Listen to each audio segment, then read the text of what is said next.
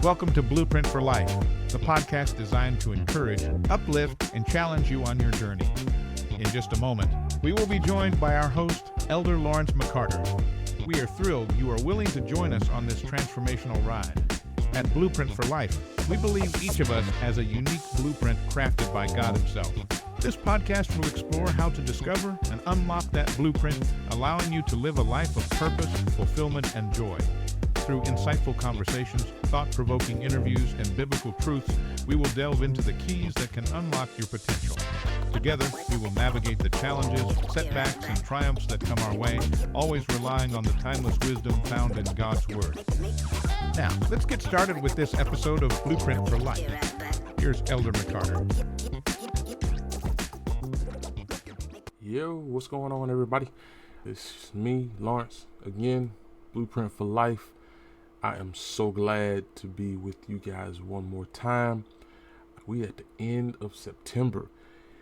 It's crazy. It seems like the year just started, and here we are staring down the first part of the end of the quarter, or the last quarter of the year, man. It's crazy. But it has been an interesting year. It's been an interesting year, y'all. And it's getting even more interesting. You know, this is an election year, and it's, I don't know, for those of you who pay attention to politics and how things are affecting us, it's wild. You know, we just had a debate not too long back, and that was interesting, to say the least. I don't care what side of the aisle you fall on, Democrat, Republican, Independent, what have you, whether you care or don't care. That was interesting. But, you know, I think that if you kind of just begin to really look around and consider some of the things that are going on in the world around us, and then just look at our country, man, just look at the country as it stands.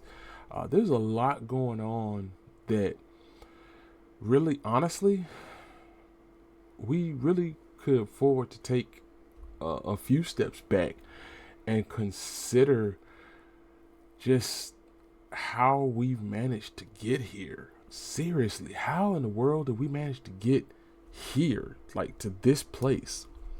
And in my preparation for this particular podcast, man, I really started to just kind of consider that question, like, how in the world did we get here? And there's a lot of things that have been coming up in the news and in social media, and in just how we have, as a collective in this country, begun to just understand who we are and where we've come from, and all of these things just kind of thrown together. And just as Christians in general, there's a lot that we have to not only just answer for, but I think there's a lot that we need to understand, because a lot of it is going to dictate how we are seen, not only in the future by, you know, future generations, but how we see ourselves and how we're eventually judged. There's a lot that you can say about the state of Christianity, especially the state of Christianity in the West. And not a lot of it is good, but in a lot of cases, when you start to have that conversation about patriotism, and even more so about things like Christian nationalism, especially here in the United States, that is a conversation that can get to be pretty sticky. And the reason that I say it can get to be pretty sticky is people tend to get really touchy when you start trying to talk politics, man. When you start trying to talk about Democrats versus Republicans versus independents versus, it's almost like you're trying to talk about their parents or a favorite relative or something. People take that stuff real serious, but then you have to start to try to address whether or not faith has a place in politics or in patriotism in general, whether or not Christians can be patriotic. There's a larger conversation that can be had about that. That's kind of where I'm coming from. I just kind of want to talk about it because these are conversations that I think we've avoided. And not because it's not something that we should talk about. Honestly, I think it's something that we should talk about. I think that those conversations get avoided because people are too afraid to offend, especially nowadays. There was a time where we weren't so touchy. I think this particular generation nowadays, boy, people have gotten so touchy. So, I don't know. It's like so easily offended.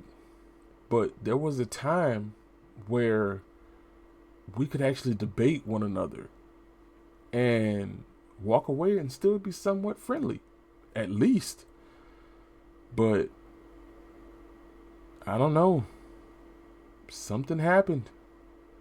And now everything's personal. But let's consider it. Can a Christian be patriotic? I think the long and short of it is, yeah, but it depends on proper perspective, or whether you can maintain proper perspective. Now, for those of you who are new, I've said this I don't know how many times, and those of you who aren't have probably heard me say this a lot of times. Words have meaning, and I think it's very important for, if you're going to have a conversation about anything, you need to make sure that you're on the same page so that you can have a good conversation, so that you can make sure that you're both on the same page about what it is that you're talking about. Because if I have my own personal understanding and you have your own personal understanding and neither of us is on the same page, then there's going to be misunderstandings. So it's important for us to both make sure that we're on the same page when it comes down to our understanding of a particular word or phrase, just to make sure that we're all on the same page. Patriotism, by the definition that I'm going by, is a devoted love, support, and defense of one's country. That's what I understand patriotism to be. Now, I served in the United States military, Air Force to be specific, and I was full of all kinds of patriotic fervor. I joined the military, and this was not too long after 9/11, and I wanted to serve my country, and I went in and had every intention of spending a good chunk of my life in the military. That was my intent. That was my plan.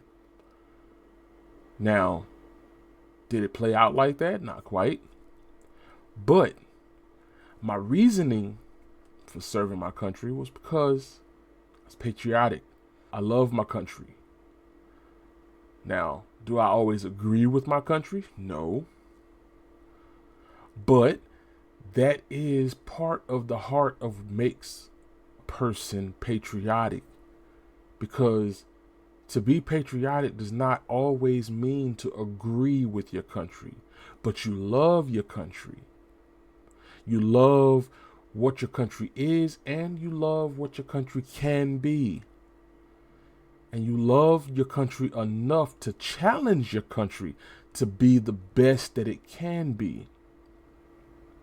But then we have this concept that has bounced in and out of the public square throughout history called nationalism. And nationalism is the belief that one's country is superior to all others. And see, this carries a connotation of distrust or disapproval of other nations.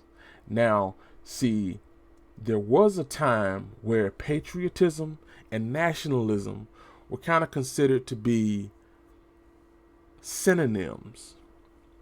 But nowadays, we kind of see that essentially nationalism is the dark side of patriotism. Because, see, where patriotism looks and covers the love of a person's country and the fact that you want to support your country and you want to see your country be the best that it can be, nationalism would require you to have essentially a blind love for your country and to only see it in the best possible light. And then on top of that, to despise every other country for no other reason than it's not your country. Back to my question, should a Christian be patriotic? Again, it's possible to be, but again, you have to maintain proper perspective, because having love for your country, it's important. It gives a sense of belonging, a sense of this is where I live, this is where I'm from. But on the other hand, to take it too far is to make your country an idol. And God said, I shall have no other God before me. So when you take that love too far, now it becomes a problem. Now, Romans 13th chapter, the 1st through the 7th verse, instructs us that we are to be subject to the governing authorities and to honor them, even when they're not honorable. Patriotism is going to require us to honor our governing authorities. Okay? That's part of patriotism. But it's also biblical. In God's word, we're called to submit ourselves to those that are over us. Because you have to remember that those that are in these positions of authority didn't get there on their own. God permitted them to be in these positions of authority. So the reason that someone is able to be in this position is because God permitted it. But just because God permits it does not mean that the person that he allowed to be in that position just gets off scot-free. Because if they manhandle it, if they mishandle it, God is also going to be the one to hold them accountable for the mishandling. But you also have to remember that we live in a constitutional republic where the citizenry, that means you and me, we have the potential to impact our own governance. That's also a part of our responsibility when we honor the authority that's placed over us. What do I mean when I say that? Part of honoring the authority that's over us is participating in the process. So we honor our government. We honor the authorities that's placed over us by participating in the process. So we're given the opportunity to vote. Take the opportunity. Participate in the political process. Because you have that ability, participate in it. Not all countries give you that ability. There are some countries that, unfortunately, the citizenry does not have access to those same rights. And yet God still calls on them to honor the ones that are in authority over them, even though they are not honorable. 1 Timothy, the 2nd chapter, 1st through the 4th verse, Paul wrote for us to pray for those in authority over us, that we may, and I quote, that we may lead a peaceful and quiet life. Now, I'm going to express an unpopular opinion here for a moment. People get so bent out of shape and crying about, oh, they took prayer out of schools. Boo-hoo. First of all, they only managed to take prayer out of schools because folks stopped praying at home. Okay? If people would have been praying at home, then it would have been that much more difficult for Satan to come against prayer in public places like schools and courthouses. Not only that, let's be realistic for a moment.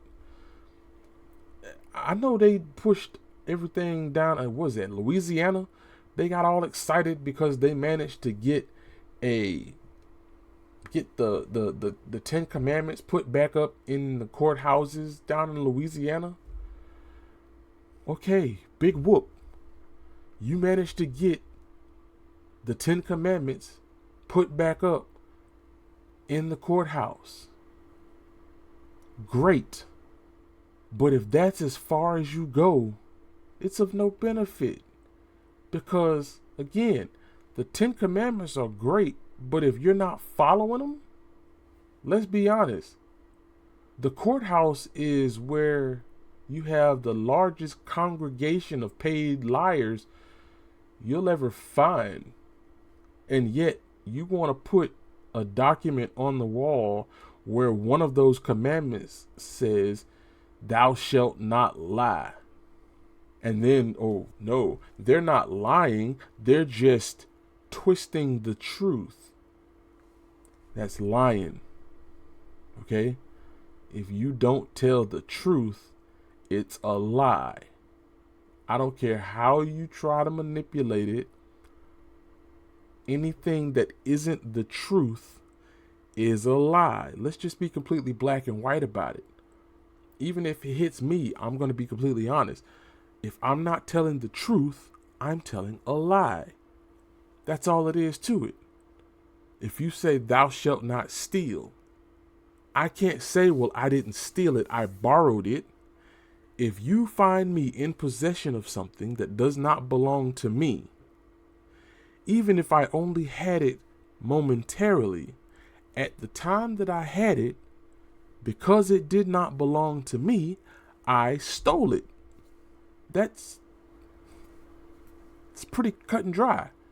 I don't know any other way to explain it. Like you can try to break down into semantics and try to say, oh, it could be under these circumstances, and that's what's wrong with our legal system today. That's part of the reason why it's so janky now, because we have come up with so many ins and outs, but we won't follow the first 10. And some people are like, oh, that's Hammurabi's code. I don't care what you call it. There were 10 basic laws, and we still couldn't follow them. So what makes you think that posting them on the wall is going to be any better? Like that's some kind of great victory. Putting them on the wall is not going to make you any less guilty of it. Now, let me get off that topic before somebody starts sending me hate mail. Anyway, now, with the rise of Christian nationalism, you have some people who have begun to question whether or not the founding fathers were actually Christian.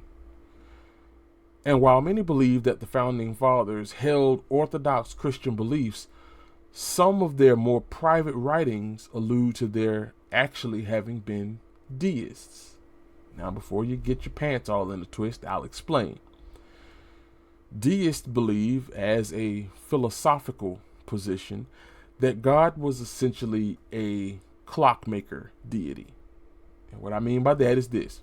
To the extent of scientific rationale, God basically made everything that exists. And like any good clockmaker, once he finished making everything, he wound everything up so that it would spin very nicely on its own. Then he closed the back, sealed it up, and left it to run on its own, with no further input from him. Just left.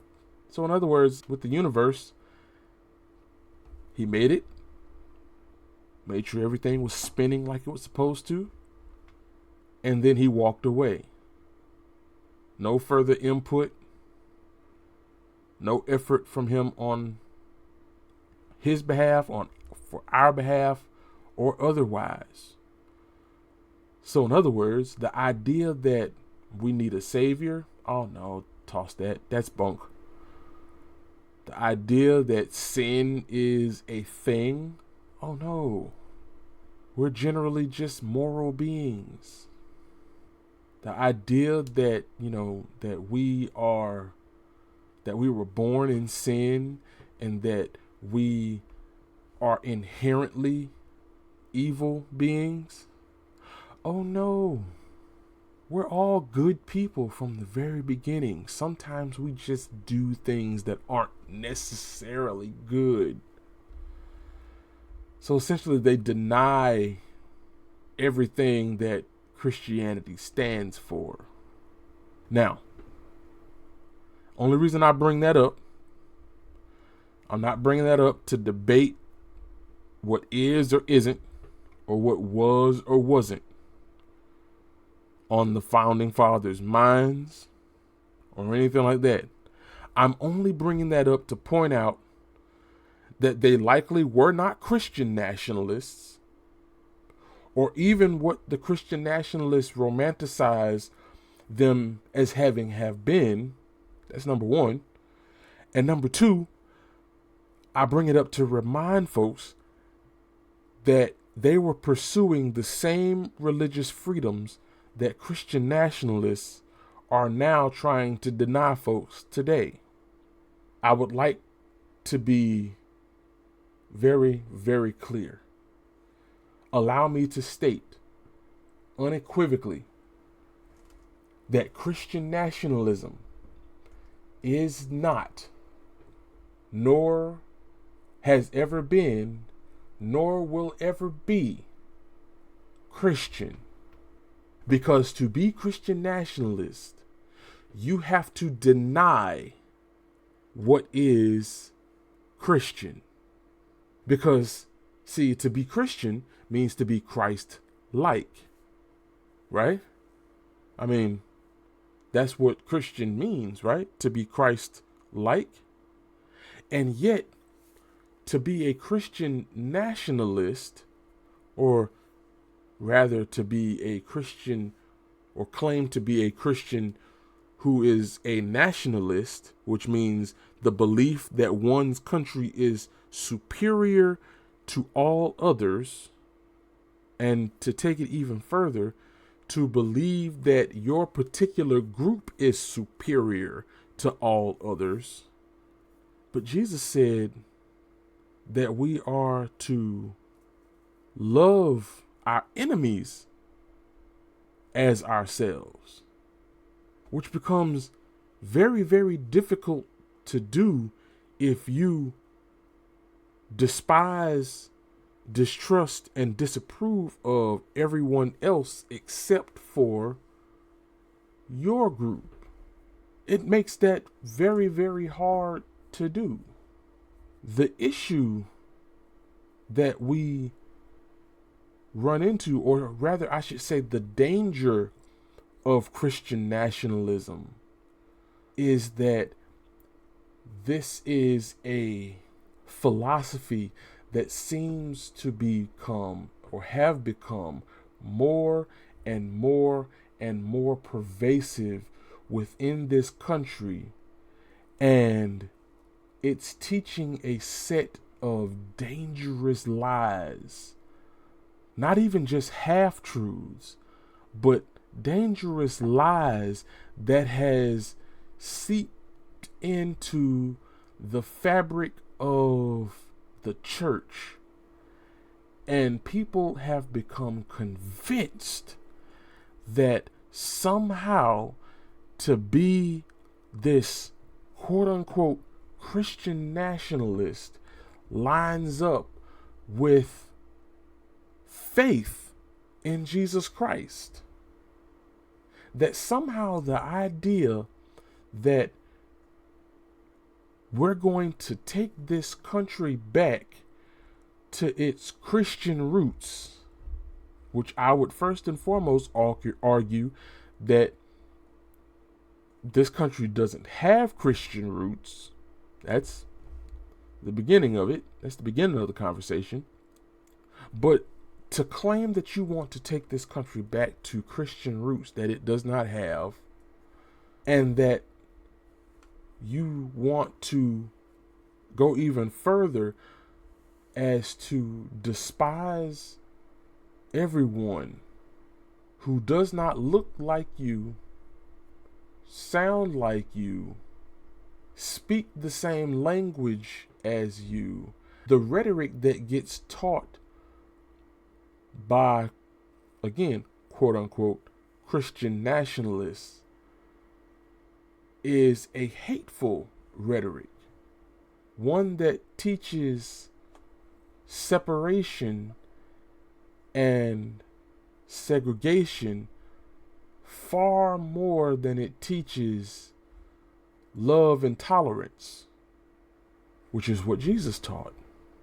Now, did Jesus say that we were to accept any and everything? Oh no. Because he said that I am the truth, the way, and the life. Anyone that comes to the Father must come by me. So that was very clear. And I don't want anybody to mistake that. Jesus is the only way that we will see God in peace.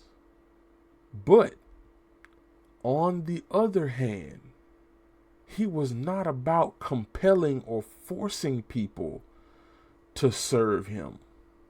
He wanted us to serve him willingly. So why is it that we seem so bent on forcing the citizens of this country that we claim is a Christian nation to bend the knee, so to speak? Where do we get off? Trying to do something that not even Jesus compelled people to do. I don't get it. But I guess maybe, like the old folks say, we'll understand it better by and by. One can only hope, right? Hey there, fellow listeners. As we wind down another inspiring episode of Blueprint for Life, we want to thank you for tuning in. Remember, you can always find more uplifting content and past episodes on our website, blueprintforlifepodcast.com, or wherever you get your podcasts from. Join us next time for more faith-filled conversations and stories that fuel your spirit. Until then, stay blessed and keep shining your light.